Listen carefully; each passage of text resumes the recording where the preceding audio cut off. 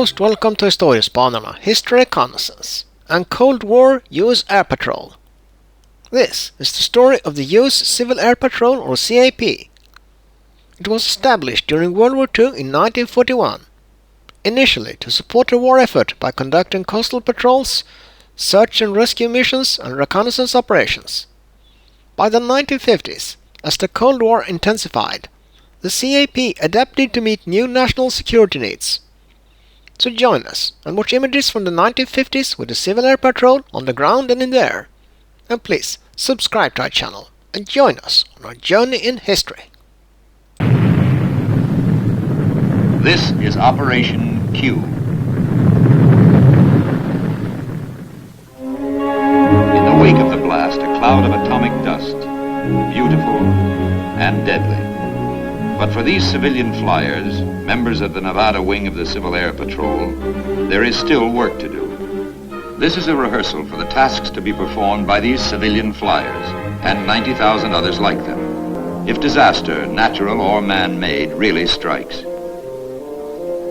An important task will be the removal of the critically injured from the disaster areas. Light planes will be used too to evacuate the aged and infirm and small children.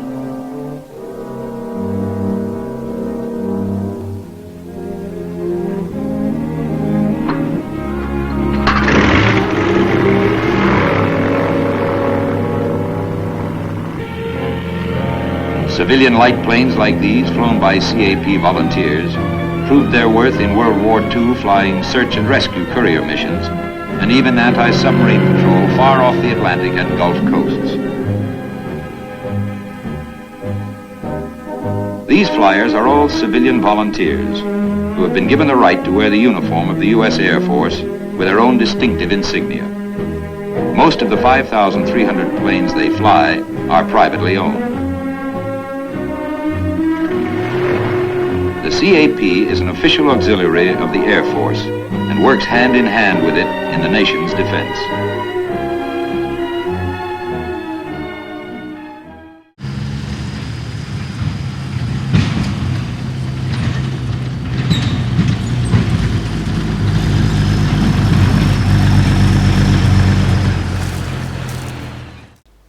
As the Cold War intensified in the 1950s, the CAP adapted to meet new national security needs, and it shifted to focus on civil defense and emergency preparedness, reflecting the growing concerns about a potential conflict with the Soviet Union.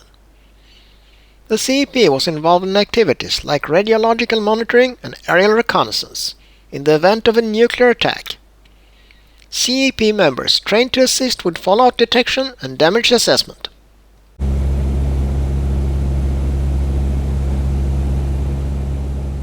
CAP squadrons often participated in national civil defense exercises, such as Operation Alert, to prepare for potential Soviet bombings or other emergencies.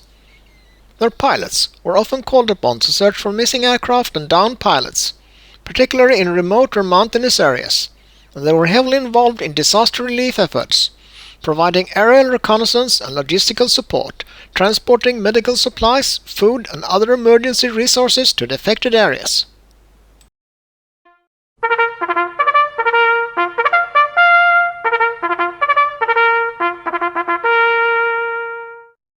The CAP's cadet program grew significantly during the 1950s, offering young people opportunities to learn about aviation, leadership, and military customs. The program helped build a pipeline of future pilots and aviation professionals, and fostered a sense of civic duty among the cadets.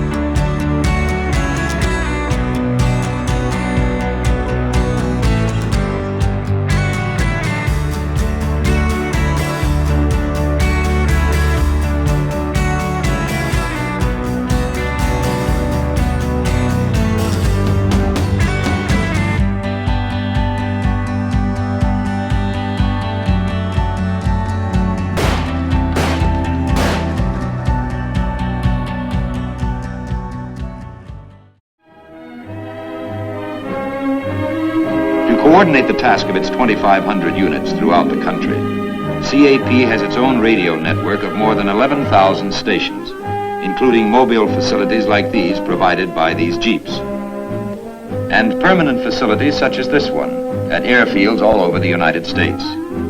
In an emergency, CAP can provide not only its own flight services for planes and crews, but also its own weather advisories.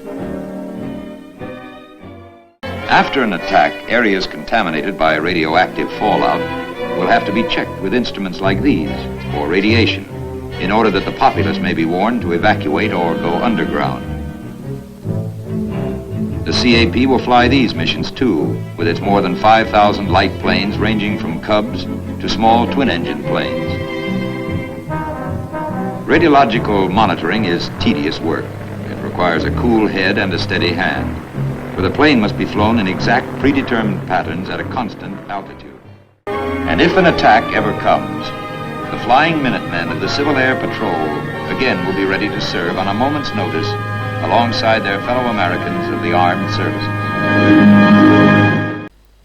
That's all, folks. Thanks for watching. Please like and subscribe.